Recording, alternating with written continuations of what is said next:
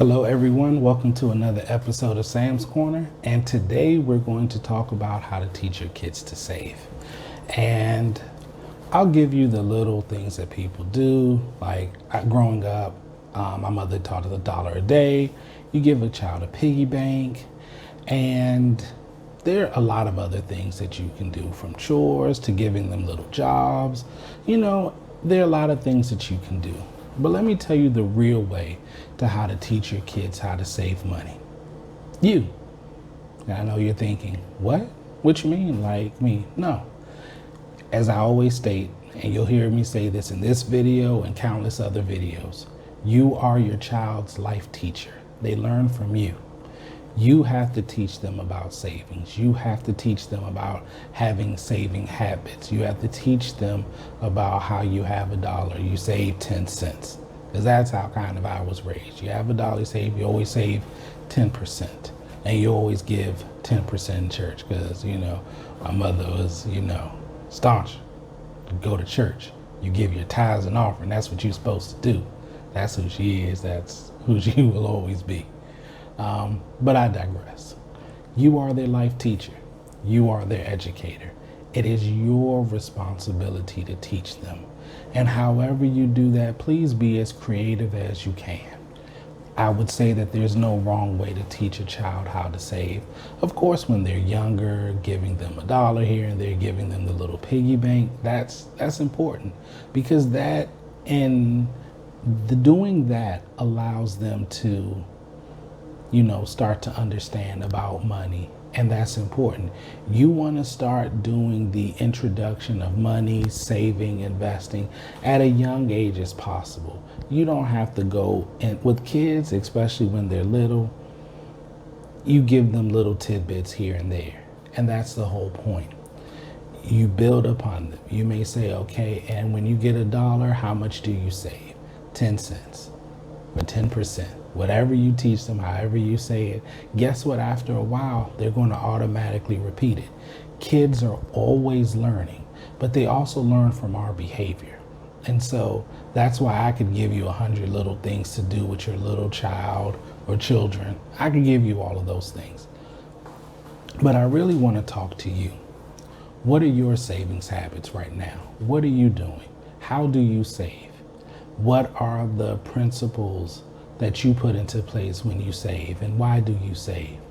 Because if you're not conscious of it, and most of the time we're taught you need to save money. People are like, how much should I save?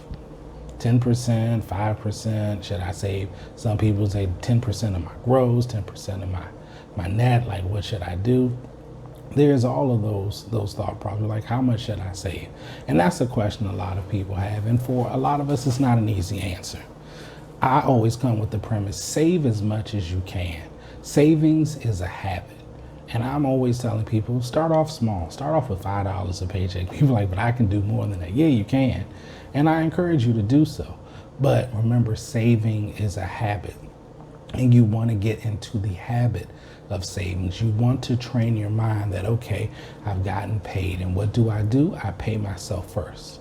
What I want you to do is, as you grow financially, as you consider the principles, the financial principles that you are now utilizing, you have to take those and pass them on to your child. Each child is different. Each child learns different.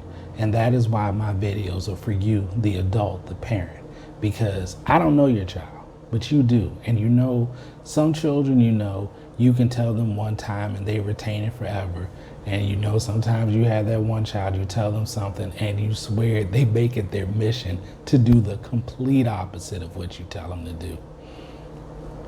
But no matter what they do, I want you to understand and remember something. They're also watching and listening. They're also looking and seeing, and they want to see that your actions and your words are aligned. Talk to your kids about savings as young as you can. And of course, once they hit their teenagers, they have more cognitive abilities.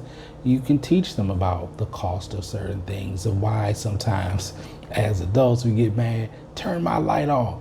You ain't gonna run up my electricity, or stop running that water, or whatever else. We teach them about bills, we teach them about education because we are their life educators.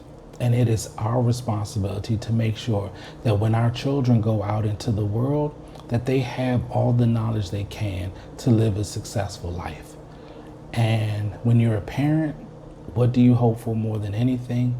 You always, always, always want your children to have a better life than you. So my advice to you is simply this: learn, do, and teach. And I'll say that again: learn, do, and teach. And if you follow that practice, no matter how old your child is, even if they're an adult, you still have the ability to help them. And that's all you want to do as a parent. You want to help your children. You want to give them a better life. And the way that we can give them a better financial life is by laying a better foundation of education and knowledge. So again, you know your child better than anyone. Give them the knowledge that they need. Encourage them ever so often. Almost all kids now have a phone, a tablet, or a laptop, multiple devices. Ever so often, have them watch something. Depending on their age, have them watch maybe CNBC, have them watch something and just talk about it. As a parent, it's your job to start the conversation. And given this environment and where we are, we need to start the conversations now when it comes to money.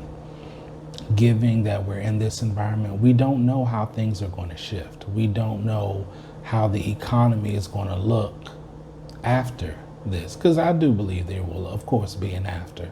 But what will it look like, and how do we navigate? And giving our children the knowledge that they need to be successful adults is very important. Like I've said in a previous video, school is going to teach about history and geography, but we are their life teachers, and it is our job to arm them with as much information as we can.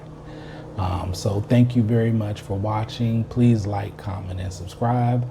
And I will talk to you all next time. Remember, you can do this, and take care. Bye-bye.